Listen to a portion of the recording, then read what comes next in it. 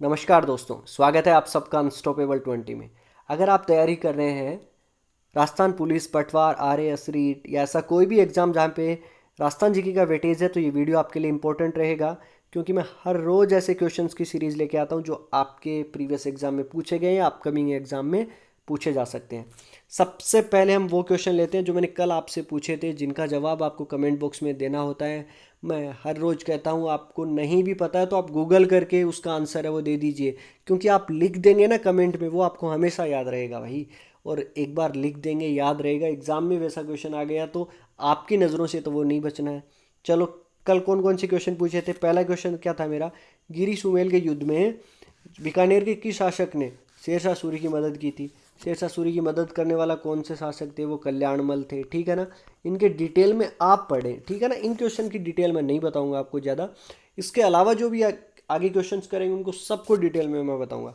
प्रसिद्ध डूंगरशाही ओढ़नियाँ कहाँ की प्रसिद्ध है, वो जोधपुर की प्रसिद्ध है। और बोहरा बोरी किस जाति का नृत्य है, ये हरिजन जाति का नृत्य है, जो होली के अवसर पर किया जाता है। इसमें दो पात्र होते हैं, बोहरा और बोरी, ठीक है। ये हो गए क्वेश्चंस। अब हम चलते हैं आज के क्वेश्चंस की तरफ, और पहला क्वेश्चन है, किस मुख्यमंत्री के कार्यकाल में पहली बार राजस्थान में राष्ट्रपति शासन लागू हुआ। इंपॉर्टेंट क्वेश्चन, और इसके बारे में डिटेल में पढ़ेंगे हम। तो पहले मुख्यमंत्री कौन से थे जिनके कार्यकाल में, मतलब उन मुख्यमंत्री का कार्यकाल जस्ट खत्म हुआ और बाद में जो है राजस्थान में राष्ट्रपति शासन लागू हुआ पहली बार। तो ऐसे कौन से थे हमारे, ऐसे थे मोहनलाल जी सुखाड़िया। और ये कितने दिन तक चला था, ये 42 दिन तक राष्ट्रपति शासन है वो लागू हुआ था। चलो पूरा डिटेल में पढ़ लेते हैं। राष्ट्रपति शासन राजस्थान में 4 बार लागू हो चुका है, 1967, 1973, 1980 और नया वाला 92। ये 4 राष्ट्रपति शासन है। पहला किसमें, मोहनलाल सुखाड़िया जी के, कितने दिन चला था, 42, सबसे छोटा आप कह सकते हो इसको। इसके बाद में 73 से 77 तक शासन के पहले हरिदेव जोशी, इस टाइम कौन से थे, हरिदेव जोशी की सरकार है वो थी। 80 के अंदर कौन सा था हमारा, 80 के अंदर था जो 100 दिन का लगा। और इसमें कौन से जो मुख्यमंत्री थे, भैरू सिंह जी शेखावत।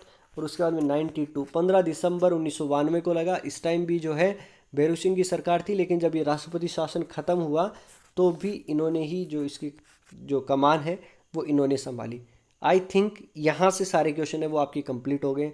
आपने क्या सीखा, 5-6 क्वेश्चन साथ में सीख लिए। यही खास बात है ऐसे क्वेश्चंस की। चलिए नेक्स्ट क्वेश्चन। नेक्स्ट क्वेश्चन है, वो काकाजी साहिब की दरगाह कहाँ स्थित है। इंपॉर्टेंट क्वेश्चन है भाई, एग्जाम में पूछा गया क्वेश्चन है। काकाजी साहिब की दरगाह कहाँ पे स्थित है, तो ये है प्रतापगढ़ में स्थित है। इसके अलावा इसको क्या कहते हैं, कांठल का ताजमहल। कांठल का ताजमहल भी कहा जाता है। ये भी आप दिमाग में ध्यान में रख लीजिएगा, 1-2 बार रिपीट कर लेना, याद रह जाएगा आपको। नेक्स्ट क्वेश्चन, गरासिया जनजाति की बात हुई है, कंप्लीट इसके बारे में पूरा पढ़ेंगे। अगर आप देख रहे हैं ना तो इसको पूरा कंप्लीट देखिएगा भाई, आपको ज़रूर फायदा होगा, क्योंकि गरासिया जनजाति से जितने क्वेश्चन बनेंगे वो मैं यहीं से आपके कवर करवा दूंगा। गरासिया जनजाति की सहकारी संस्था है वो क्या कहलाती है, उसको क्या कहते हैं, हेलरू कहते हैं। क्या, हेलरू। सहकारी संस्था की जो आपकी सहकारी संस्था होती है उसका नाम हेलरू कहलाता है। अब देखिए, अगर मृतक व्यक्ति जो होता है, मृतक व्यक्ति की वहाँ पे स्मृति में मिट्टी का स्मारक बनाया जाता है गरासिया जनजाति में, है ना, तो उसे क्या कहते हैं, हूरे, ठीक है। हूरे कहा जाता है मिट्टी का स्मारक मृतक व्यक्ति की स्मृति में। और ये लोग जो है मृतक व्यक्ति की जो अस्थि विसर्जन करते हैं वो नक्की झील में करते हैं, है ना, ये भी आप ध्यान में रखिए। अब गरासिया जनजाति के बारे में पूरा डिटेल में पढ़ लेते हैं, क्या क्या है भाई। देखियो, देखना में क्या है, गरासिया जनजाति यानी कि उदयपुर में मुख्य रूप से है वो ज़्यादा पाई जाती है, सिरोही व पाली में भी होती है, ठीक है। और इसका जो रूट वर्ड है गरासिया, मतलब किस संस्कृत के एक शब्द है ग्रास, उससे मिलकर बना हुआ है। और उसका मतलब क्या होता है, कोर या निवाला होता है। और ये उदयपुर के जो गरासिया जो होते हैं ये गोगुंदा को अपनी है उत्पत्ति मानते हैं। चलिए आगे चल बात करते हैं। इनके आवास यानी कि इनका घर जो होता है, ये इसको क्या कहते हैं, ये क्या कहलाता है, घेर कहलाता है ना। और इनका गांव जो होता है, इनके गांव का नाम क्या होता है, फालिया। देखो, गांव का नाम फालिया अपने आप में स्पेशल ये इसलिए है कि एक ही गांव में एक ही गोत्र के लोग हैं वो रहते हैं प्राय। ठीक है, इतना ध्यान रखेंगे। अब गरासिया जनजाति में दो चीज़ें और इम्पोर्टेंट है, एक तो विवाह और इसके अलावा उनके जो शादी के संस्कार जो होते हैं या शादी के जो आपके किस प्रकार से शादियां हैं वो होती हैं, ये आपको ध्यान में रखना है। तो विवाह की अगर मैं बात करूं तो एक होता है मोर बांधिया विवाह, जिसमें कि फेरे हैं वो सामान्य फेरे हैं वो होते हैं। इसके अलावा पहरावना, इसमें क्या होता है, नाम मात्र के फेरे होते हैं। इसके अलावा एक ताड़ना विवाह होता है, इसमें क्या होता है कि वर पक्ष जो होता है वधु पक्ष को कन्या के रूप में विवाहिक भेंट है वो प्रदान करता है। इसके अलावा जो होता है वो सेवा विवाह होता है, जिसमें क्या होता है वर जो होता है वधु के घर जमाई बन के रहता है। इसके अलावा अगला वाला विवाह की बात कर लेता हूँ मैं, तो वो क्या होता है खेवड़ा विवाह, जिसको माता विवाह भी कहा जाता है। इसमें क्या होती है कि जो कन्या जो होती है लड़की वो प्रेमी के साथ भागकर वो शादी कर लेती है। मेलबो विवाह इंपॉर्टेंट है, एग्जाम में आया हुआ क्वेश्चन है भाई। मेलबो विवाह, विवाह खर्च बचाने के उद्देश्य से वधु को वर के घर छोड़ दिया जाता है मेलबो विवाह में, है ना। इसके अलावा नाता विवाह होता है ना। तो इस प्रकार की चीज़ें हैं। पंचायत का मुखिया जो होता है ना इनका, वो सहलोत या पालवी कहलाता है। क्या, सहलोत या पालवी। और ये अनाज का भंडारण जो है वो कोठियों में करते हैं, उसको क्या कहते हैं, सोहरी। ठीक है, एक लास्ट क्वेश्चन और यहाँ पे, ये जो इनका जो प्रमुख मेला होता है वो गौर का मेला है या अंजारी का मेला है। ठीक है, और ये सिरोही में वैशाख पूर्णिमा को लगता है, जिसको गरासिया जाति का कुंभ है वो कहते हैं, है ना। नृत्य होते हैं इनके वालर, मांदल, गोर, ज्वारा, कूद, मोरिया, इस प्रकार के नृत्य हैं वो होते हैं। तो मैंने कंप्लीट गरासिया जनजाति के बारे में बता दिया। अगर आप इसको पूरा नोट कर लेंगे ना, गरासिया जनजाति से एक भी क्वेश्चन है जो आपके बाहर नहीं जाएगा, इतना मेरा वादा है आपसे। चलिए नेक्स्ट क्वेश्चन पे चलते हैं। त्रिपुर पूर्णिमा है वो किसे कहते हैं। त्रिपुर पूर्णिमा श्रावण, भाद्रपद, आश्विन या कार्तिक, कौन सी पूर्णिमा होती है त्रिपुर पूर्णिमा, ये होती है कार्तिक पूर्णिमा। ऑप्शन डी मेरा यहाँ पे करेक्ट है। कार्तिक पूर्णिमा क्यों कहा जाता है भाई, आज के दिन जो भोलेनाथ ने मतलब कार्तिक पूर्णिमा के दिन ही त्रिपुरासुर नाम के असुर का जो है वो अंत किया था, ये त्रिपुरा पूर्णिमा है वो कहलाती है। चलिए नेक्स्ट क्वेश्चन पे चलते हैं।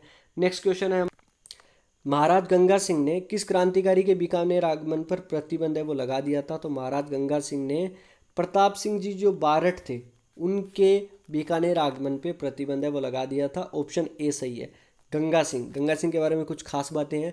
पहले विश्व युद्ध में ब्रिटिश इंपीरियल वॉर कैबिनेट के अकेले गैर अंग्रेजी सदस्य थे। ठीक है, इनकी शिक्षा जो हुई थी वो मेयो कॉलेज में हुई थी। इन्होंने मिलिट्री ट्रेनिंग भी ली थी देवली रेजिमेंट से, है ना। और इसके अलावा छपनिया काल इनके शासनकाल में पड़ा था, तो उसके लिए उन्होंने सूखे से राहत के लिए गंग नहर की स्थापना है वो की थी। और इसके अलावा इन्होंने अपने पिता जो है, इनके पिता का नाम क्या था, लाल सिंह था, तो इन्होंने उनकी स्मृति में क्या बनाया था, लालगढ़ पैलेस है वो बनवाया था। इसके अलावा एक चीज़ और इन्होंने निर्माण करवाया, जो रामदेव जी की जो समाधि थी उस पर पक्के मंदिर का निर्माण है वो करवाया था। इतना आप याद रखेंगे। नेक्स्ट क्वेश्चन, बांसवाड़ा में 1930 में शांत सेवा कुटीर की स्थापना वो किसने की थी। तो शांत सेवा कुटीर की स्थापना जो की थी वो की थी चिमनालाल बालोत ने।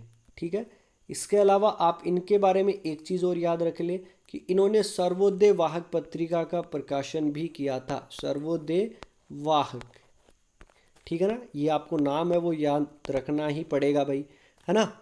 अब चलिए, और अगर आपको पूछे कि बांसवाड़ा प्रजामंडल की स्थापना है वो कब हुई थी, तो 1945 में हुई थी मणिशंकर नागर की अध्यक्षता में। इतना भी याद रख लीजिएगा। नेक्स्ट क्वेश्चन, बूंदी में मराठों को किसने आमंत्रित किया था। बूंदी में मराठों को आमंत्रित किसने किया था भाई, आनंद कुंवरी ने। आनंद कुंवरी कछवाई रानी थी, किसकी पत्नी थी, बुद्ध सिंह की पत्नी थी। और कौन से दुर्ग पे अधिकार के लिए, तो वो तारागढ़ का दुर्ग था। कल मैंने तारागढ़ से रिलेटेड एक क्वेश्चन करवाया था, जिसमें राणा लखा ने अपनी कसम पूरी करने के लिए उसको मिट्टी का दुर्ग है वो बना के जो उसको ध्वस्त करके अपनी कसम है वो पूरी की थी, जिसके लिए भी जो है हाड़ा कुंभा ने अपनी जान है वो न्यौछावर कर दी थी, है ना। तो इतना आपको ध्यान रखना है। अच्छा, ऑप्शन ए जो है वो यहाँ पे क्या लिखा हुआ है, चंद्र कुंवरी कौन सी रानी थी भाई, अमर सिंह जो द्वितीय की बेटी थी, जिनका विवाह जो है सवाई जयसिंह के साथ में किया गया था। इस शर्त पे किया गया था कि इनका बेटा इनका उत्तराधिकारी होगा। ये जो है कौन से समझौते के अंदर आपका एक शर्त थी, तो ये देबारी समझौते के अंदर, ठीक है। चलिए नेक्स्ट क्वेश्चन पे चलते हैं। मुगलों से संधि करने वाला मेवाड़ का प्रथम शासक है वो कौन था? तो मेवाड़ का प्रथम शासक कौन सा था? वो था अमर सिंह प्रथम। 1597 में राजा बने थे, क्योंकि राणा प्रताप का देहांत हो गया था। और उसके बाद में 99 से ही इन पे जो है लगातार आक्रमण होते रहे। 1599 में हुआ, 1603, 1605, 1608, इस प्रकार 1613, इस पर बार बार आक्रमण होते रहे। तो जो मेवाड़ की जो स्थिति है वो लगातार दिन ब दिन है वो ख़राब होती जा रही थी। तो अपने जो सामंत हैं और इसके अलावा इनके जो राजकुमार थे कर्ण सिंह, इन सब की सलाह मानकर 1615 में इन्होंने जो मुगलों से है वो संधि है वो कर ली थी। पहले शाहजहाँ के पास गए और शाहजहाँ ने उनको जहांगीर के पास में वो भेजा गया था। और 1620 में इनकी मृत्यु हो गई थी। आहड़ में सबसे पहले इनकी समाधि महासतियों में इन्हीं की है। अच्छा, इसके बाद में जो संधि हुई थी वो 1681 के अंदर हुई थी। वो किसने की थी? वो की थी जय सिंह ने, ठीक है, मेवाड़ के राजाओं में। इतना आप ध्यान में रखेंगे।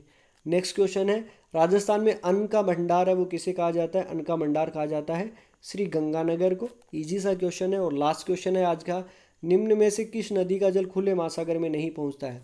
इसका मतलब क्या हुआ? खुले महासागर में नहीं पहुंचने का मतलब कि वो नदी क्या होगी? आंतरिक जल प्रवाह की नदी है वो होगी, मतलब अंदर ही खत्म हो जाएगी, बाहर नहीं जाएगी। ना तो कच्छ की खाड़ी में जाएगी आपकी, खंबात की खाड़ी में, ना ही अरब सागर में। तो लूनी, साबरमती, सोम तो ये तो हैं। तो कांतली नदी इसका ऑप्शन होगा डी, करेक्ट हो जाएगा। और ये रहे आज के लिए सवाल। स्क्रीनशॉट ले लीजिए। नहीं भी पता इनके आंसर तो गूगल करके जवाब दीजिएगा, बट जवाब ज़रूर दीजिएगा। पूरा वीडियो हर बार देखेंगे ना, जब आगामी जो आपका राजस्थान पुलिस का एग्ज़ाम है ना, यकीन मानिए यहाँ से बाहर कुछ भी नहीं जाएगा आपका। मैं तब तक आपको कम से कम जो है 2000 क्वेश्चन है वो करवा चुका हूँगा। कम से कम बता रहा हूँ मैं, 2000 क्वेश्चन करवा दूंगा। और राजस्थान पुलिस के पेपर में आप मिलान कर लीजिएगा कि कितने क्वेश्चन इसमें से आएंगे। सो मिलते हैं नेक्स्ट वीडियो में, तब तक अपना ख्याल रखें, सुरक्षित रहें। जय हिंद, जय भारत।